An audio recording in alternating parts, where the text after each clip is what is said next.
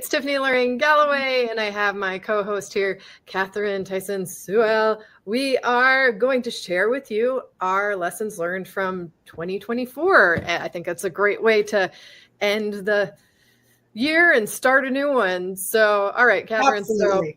So what Absolutely. And go. Okay, so I tell you, first thing I learned this year, get out of your own way. Oh my gosh.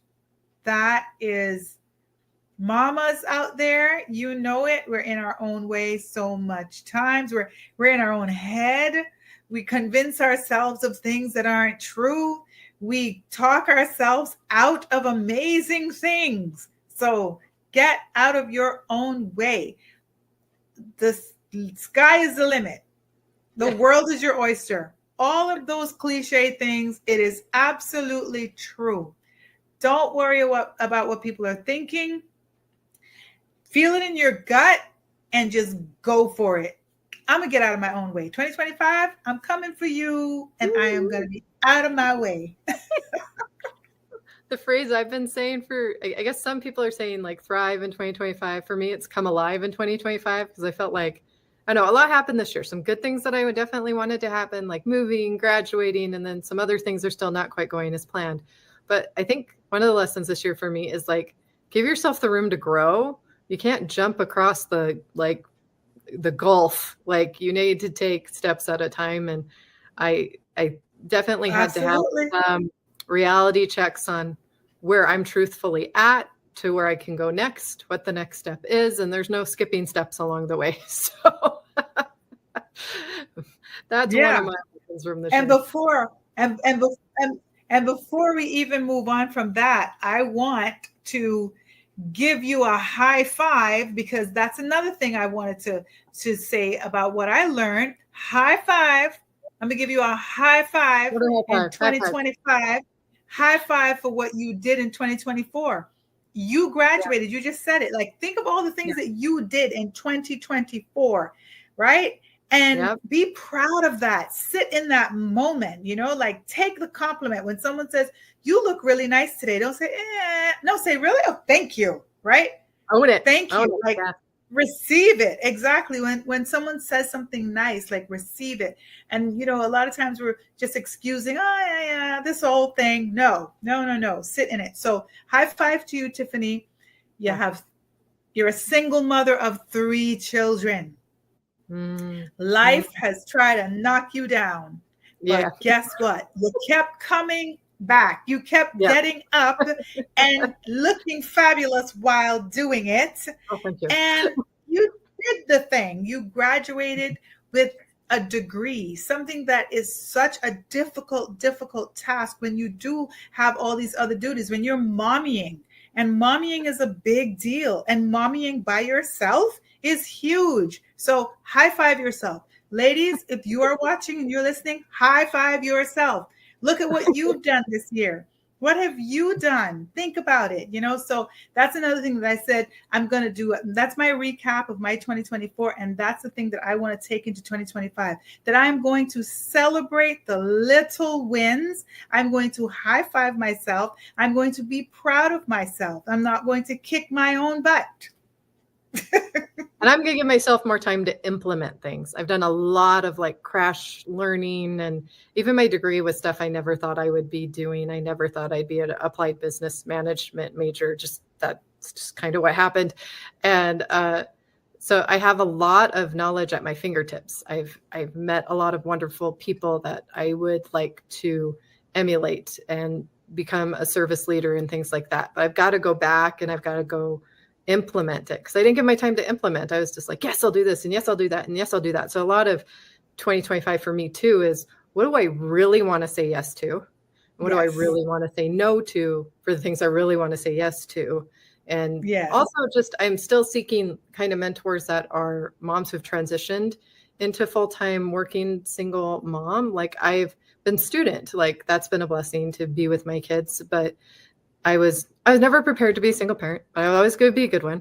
And the whole working aspect of it, it's not like I haven't been learning and educating and bettering myself. Definitely been doing that and networking.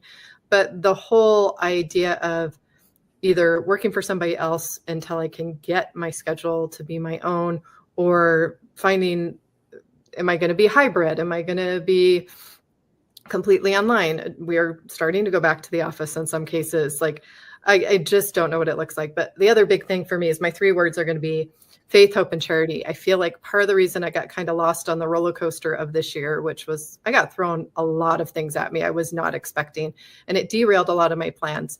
And so it frustrated me because I would say I could do one thing and like literally 2 days later, I wouldn't be able to do something I said I was going to do, or I thought I had secured a client and I didn't secure, like, just, it seemed like that over and over again this year. So I really want to make sure God's a part of the equation this year, that I'm really listening to what he wants me to do, because I know I can't fail there. And then I'll find flow and I'll find where I'm supposed to be, to feel alive in 2025. So. Amen. Amen. Faith, hope, and charity. Yeah, absolutely. Absolutely. Yeah. Yes. No, for sure. And, another thing that I want to say that not only that I learned in 2025, but what I'm going to say a good thing that happened in 2025 is I met you. Yeah, that's so true. And I'm a part of the Resilient Mother podcast. Yeah, look what we get great together now. Absolutely. Yes. And we have been doing amazing work together, and I'm very excited about what you've been able to do on your own. And I can't wait for 2025 and what we are going to do together. So, yes. with our band of ladies, we are charging forward to help change the world. Yes. We already have a newsletter in place. If you're interested in that, please find the link. It's called Resilient Moms Rising. And we're working on a group called the Resilient Mother Adventure to create community for this, more than just the podcast, to give you a place to continue these conversations and to connect with the people who have been the guests on here, who are maybe the person that you need to help you on your journey, which is the whole point of the podcast. We're here to help all moms, and we hope there's one episode at least that resonates with you here, or someone that you can connect to help you elevate yourself to the resilient mother you've always wanted to be. So yes, absolutely. And I want to take this opportunity to thank you also for being such a great host. The times that I had come onto your show, I came onto your show to talk about my book, Single Mama, Powerful, Not Pitiful. Speaking to single mothers, but basically speaking to parents, just overall about, raising great people into this world and making a difference and parenting on purpose. And also talking about finding love, at 50, an age where you think that you're not going to find love, or it's too late, or it's whatever. But yeah, I came back and I talked to you about that. So I want to thank you for being an amazing host. And I also want to say to the ladies that are watching or listening that, never, ever discount your story, because your story means everything, and it could mean something to somebody else.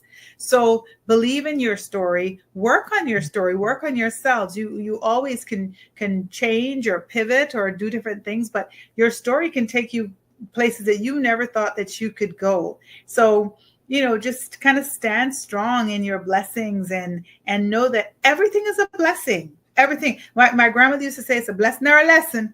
It's a blessing or a lesson. I love that. A blessing or a lesson. What attitude to go into 2025 with? Wasn't that wise? It's a blessing or a lesson. Yes. So if it's a blessing, that means that I'm going to count it a blessing because the lesson in it was a blessing. Yes. So we may not always be grateful for it at the time. Yes. I will say. But looking back, it's so funny. I was actually having a conversation with a coach of mine. You do beta coaching as you're developing your skills, get the reps in, right? And we were talking about courage, and we were talking just about, and I just lost my train of thought. What did you just say? That's our lesson. The lesson is in the blessing. The lesson is in the blessing. It's okay. Yeah. You're getting there. Remember, we talked about menopause. We're going to bring that in 2025 also, because we have to uncover that one. I am so happy that Holly Berry is talking about it now because she's the most beautiful woman in the world, has been forever. And she's now talking about menopause. And I'm Thank so you. excited because, yes, all of these beautiful, young, beautiful women that the world was just like in awe of, now they're over 50, knocking on 60's door, and they're talking about menopause. And it is real. And we are here and we are thriving. And it's okay. It's going to be okay. And one of those things is fuzzy memory. So don't worry. It's okay. Yeah. And you also have 3 children that you're responsible for. So losing and there's always one that needs me all the time. Like I feel I'm totally outnumbered, but it is what it is. Guess what? I hate to tell you this, as the mother of adult children as well as the little one, every day is that. It does not change. Yeah. You've signed up for this. When you signed up to be a mother, especially maybe a parent overall, but a mother, every day somebody may need something. It may just be a word of advice. I forgot my violin. I forgot my lunch. I'm sick. I need to come home now. Or Exactly. So another lesson learned because of that, self-care. Oh yeah. Find some time to take care of you, because you are taking care of everybody else. So find some time to take care of you. Even if it's 1 hour that you have to walk in the mall, at Haagen-Dazs, get a sherbet.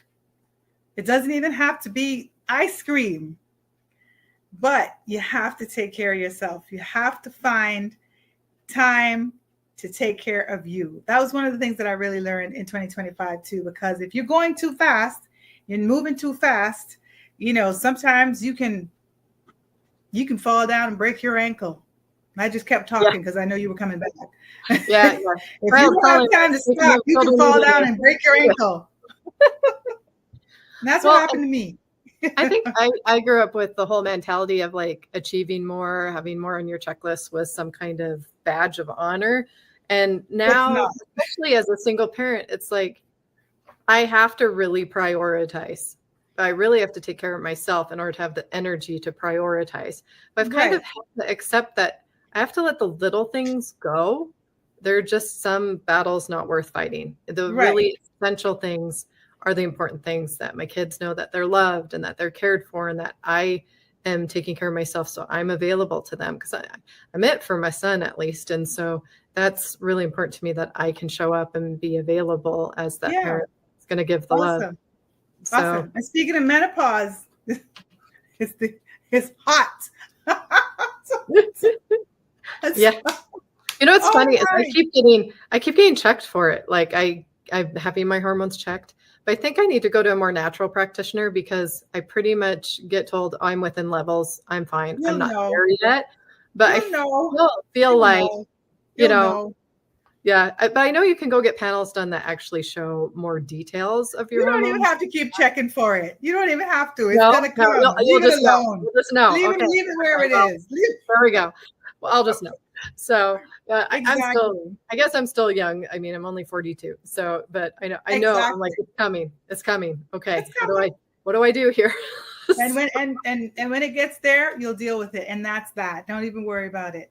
But yeah, that's some of the stuff that I think, we all have come through a tough year. I felt like this year just flew by, because I can't believe Christmas was just the other day. Like where it was just January. It was just, and it just flew by. It literally was, it was January, then it was March, and then I felt like it was December. Yeah. And so I feel like I really want to make my plan and be intentional for this year. And I want to set myself up for success. I feel like the last couple of years, I really strived for too much. Yeah. It's not wrong to be ambitious, right? It's okay to be ambitious. But I think my ambitious was like not in alignment, if that makes sense. So, because those things would have happened if they were, I don't know, SMART goals, I guess I have no other way of putting it. Like but you don't know what you don't know until you get in it. When you're learning things and you implement, like this podcast, I've been going 3 years on it now. I've learned a whole lot, and I still got more to learn, especially in the marketing side of it, which I'm excited to dive into this year with you. But it was just a matter of repetition. I just had to jump in and do it. Same thing with social media and making posts. Now I can make them pretty quickly, and I've learned how to schedule them. I've learned a lot of the good techniques, but now I can take all that knowledge and all that experience and all that practice, and I need to make it my own. I need to make it something sustainable for me and my family and my family's goals. And I think that's where people get discouraged with New Year's resolutions or the comparison online.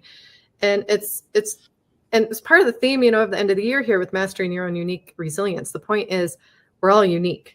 And you can go learn from the best, find the strategies that work. Absolutely. Go follow those moms that are killing it that you'd like to be like, but also realize you get to do you get to do your version of that. You get to do your version of, and that's what's beautiful. And that's what makes the world a beautiful place, is the diversity of the different flavors of life that people have.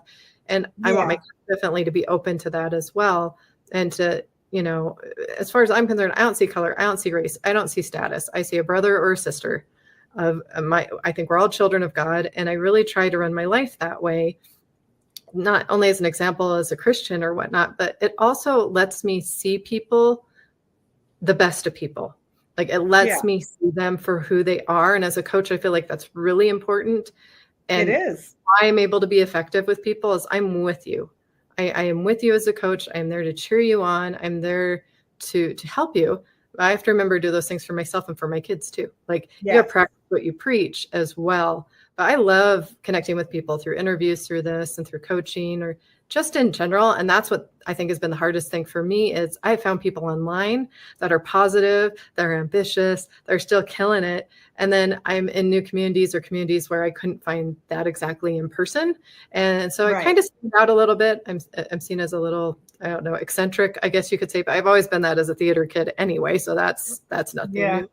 But my goal, a big goal for me in this next year, is to stop waiting for that to show up. I've got to create it. Like I can't just do it. Yes. A best friend to show up at my door and knock on my door and be like, hey, let's go out. Like I've got to make the effort to get into my community, to serve, to volunteer, something that allows me to connect. Because it's so easy to be isolated at home as mom. And then, you know what, that's your own doing though. And you're tired too. You're tired, right? You're tired, but getting out amongst people that are bigger than those that are demanding of you sometimes is what's needed, and there was a saying that I heard many, many years ago. It's nothing profound, but is, if not now, then when? If not you, then who? Mm-hmm. Mm-hmm. If not now, then when? And if not you, then who? And I know a lot of young people spend a lot of time, and it could be young mothers, could be people that just are very busy and full of full lives, that they have a plan, they have a dream, they'd love to do. I would love to do this, but not understanding that that dream is going to require a plan, and a plan is going to require a first step. Oh yeah. So if you got to have that plan, and you got to make that first step. And even if that first step is the wrong step, you're going to figure it out. But if you just stay in one place, it will never happen. It will always just stay a dream. And you could have a dream 10 years later, it's still just a dream because you've done nothing. So if not now, then when? And if not you, then who? Well, and I think also what's been going around a lot, it's kind of trending, and that I'm totally jumping on, is that dreams don't have an expiration date.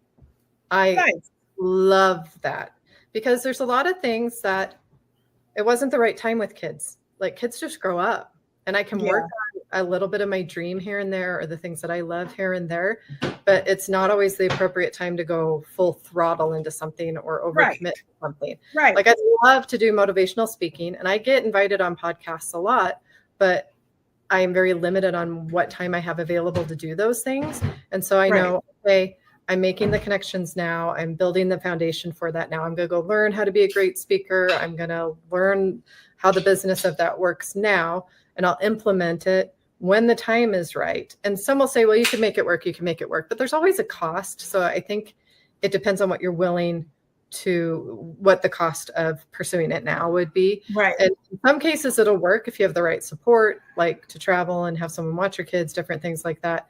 But everybody's circumstances are unique. And so I think I don't know about the phrase. I'm curious what you think about this phrase of like, you can have it all. I just don't know that at some point you don't have to prioritize what's the most important in your life without I'm not sure about that. You can have it all statement. I feel like you can have it all is a very greedy statement. Yeah. Right. Yeah, I feel like it's a very greedy.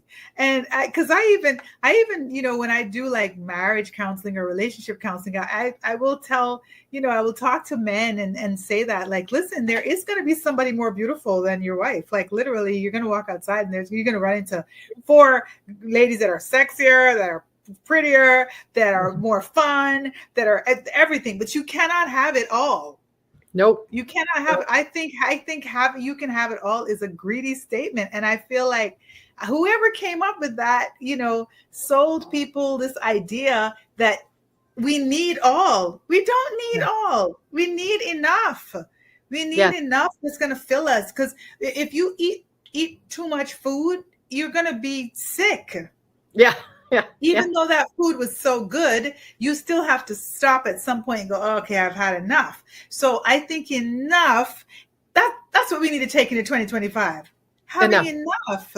I am enough. I have enough. I'm enough. I have enough. Exactly. Yeah. You don't need to have it all.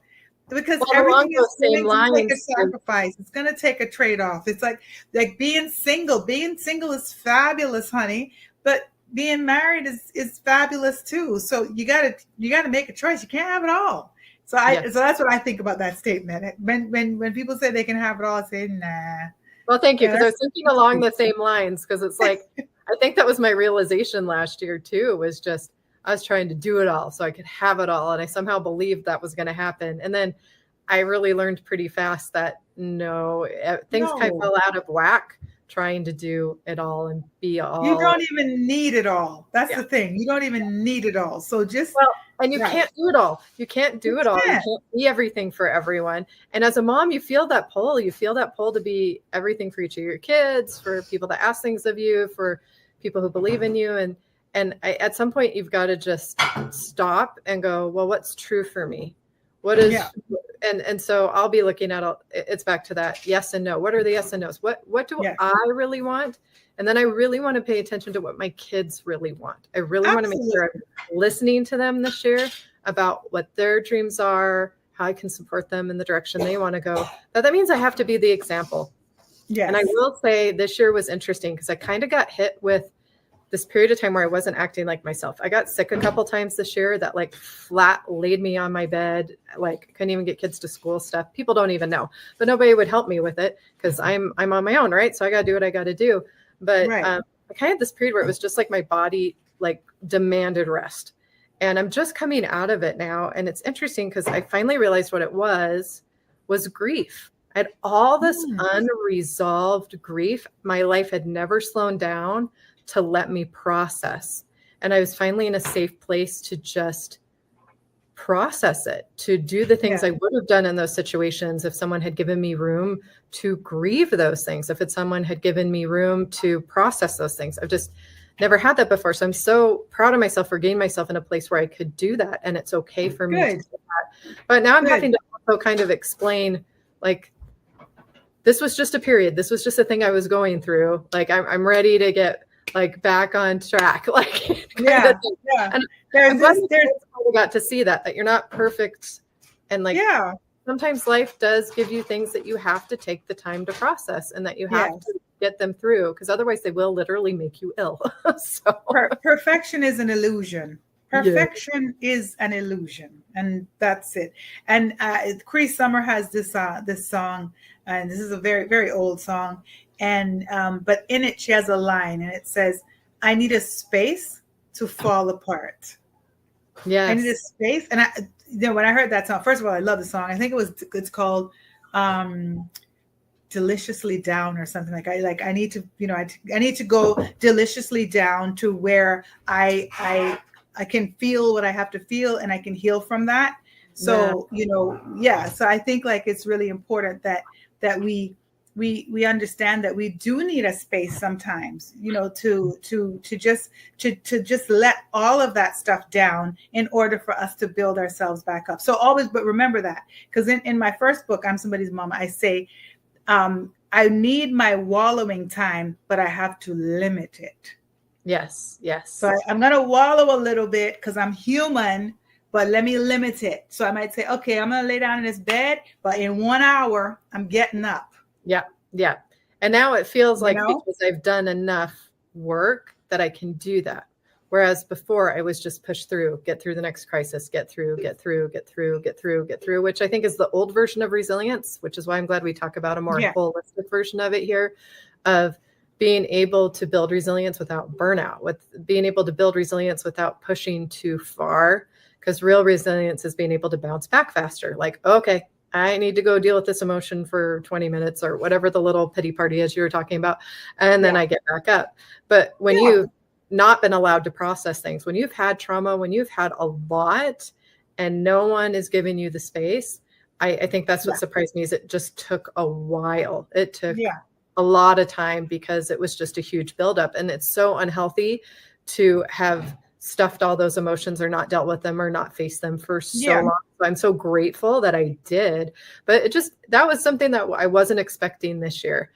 When I started the year, I was really more, I just didn't expect that to be a part of the healing journey. I knew I was on a healing journey, but I just didn't know that was coming this year. So and give yourself permission, to be wherever you are at the moment that you're there. Because I think like the world does give us these messages that you can have it all, that you're superwoman, that you're these messages that something's wrong if you're hurting, if you're feeling it. So, the world walks around going, I'm fine. No, I'm not bothered. No, it's okay. And it's a lie. And your body knows the lie that you're telling it. So the body, your stomach, that at that time that you say, I'm fine, I'm okay, your stomach is like, no, you're not. No, you're not. No, you're not. And so what happens is, and the cool thing about it is, and I believe that it is a God thing, is that your stomach does affect you in order for you to wake up to your foolishness. So then sometimes your body literally knocks you right down and go, all right, you're fine. You're not fine. Okay. So you got to lay here, or you have to sit here in order for you to be fine. And at that time, the be still and know that I'm God kind of, that's happening, that's happening because we're saying, I'm fine. Nope, that's okay. And less of that in 2025 and more of owning whatever we're feeling, more of understanding that it's okay. It's okay to feel that. It's okay to feel mad about something. It's okay to feel disappointed or upset, overwhelmed. It's okay. It is okay. And to not feel guilty because of something, like not become the emotion. Like, just flow through it. Yeah, exactly. Yeah. Get through it. Journal it out. Yeah. Do something that gets it out of your system and allows it to process. And I'm grateful for all the stuff in personal development that I've learned, because there are a lot of options out there. And it's a matter of finding what works for you and then just giving yourself some grace. We're only human, right? So, grace. Yeah. Grace. You know what you knew. You did the best that you could. New year. It's a new day. It's a new year. Absolutely. 2025, we are coming for you. Okay? Yes. No matter what you throw at us, I'm going to duck. I'm going to bob. I'm going to weave. I'm making it through. Don't you worry. I know you got stuff out there for me. I know it. But we also know that who we have in our corner is going to see us through.